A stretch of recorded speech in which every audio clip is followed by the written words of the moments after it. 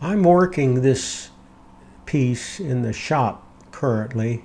It's a White dressing table.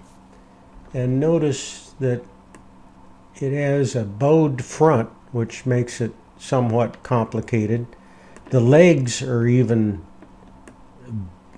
shaped to align with that arc of the front.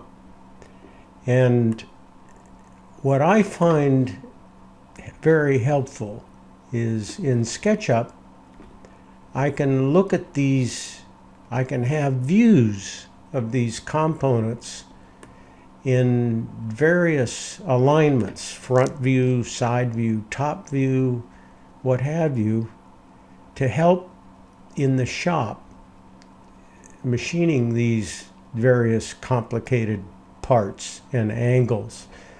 So, for example, the front leg,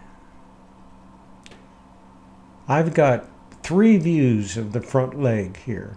There's a front view, and then there's a rotated 90-degree view clockwise, and then another 90 degrees to see the rear view of the leg. This gives me information while I'm in the shop that helps to machine the various joinery and location of features in the leg. Not only do I need these views, but I go in closer and add additional dimensions in the top view here.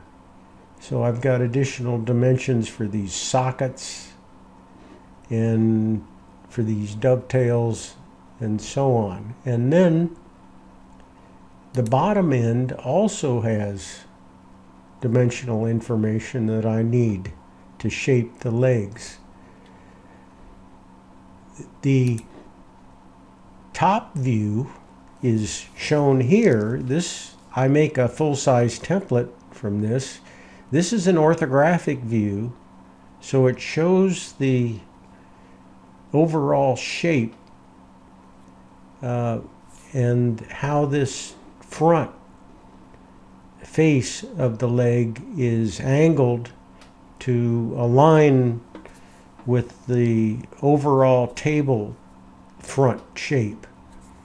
And you can see the dovetails here as well and how they're fitted in. This is in X-ray view, so you see some of the sockets that for various parts of the table. Now, there's one more view I need for the leg, and that is this Bellflower design that goes on the front face of the leg. This is a view that is aligned with that angled front face. In SketchUp, you have the ability to align the view to an angled face, and that's what I've done here. So in this view, and let me just turn off the back edges. In this view, I can print a full-size template and then mark out all the location for these Bellflower decorations. Also, I've located the center for these arcs, inlay, these 1/16 inch wide holly arcs. So I'll use that center point to create the socket for those inlay pieces. Now, other pieces, other components also require multiple views. The back of this table is complicated. It has a lot of sockets in it for drawer runners and partitions. So here is one view, which is the overall perspective view that gives me the thickness and the full length and the tenon information and so on.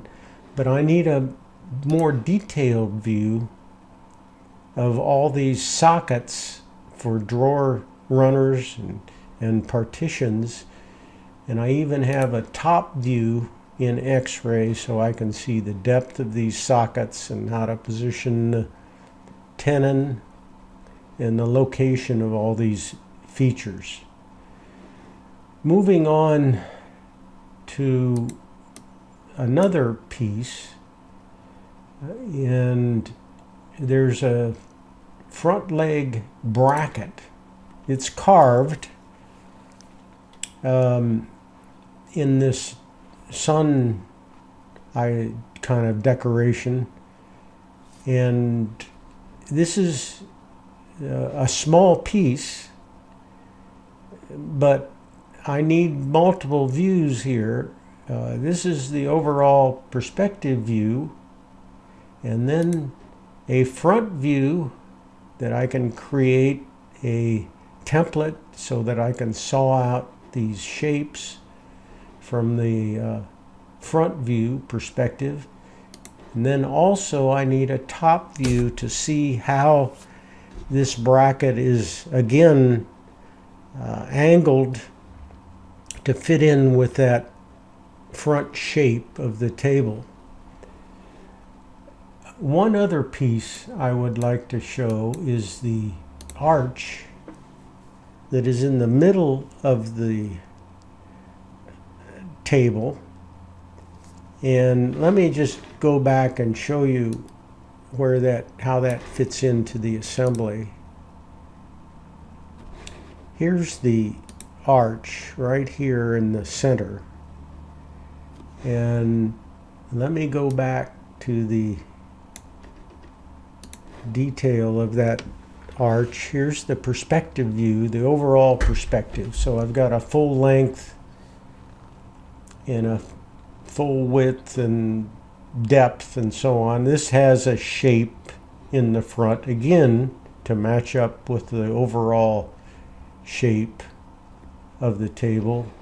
So I need a top view of the arch, make a template of this top view so that I can bandsaw the shape, and then it is also bandsawed from the front to cut out this arc in the front.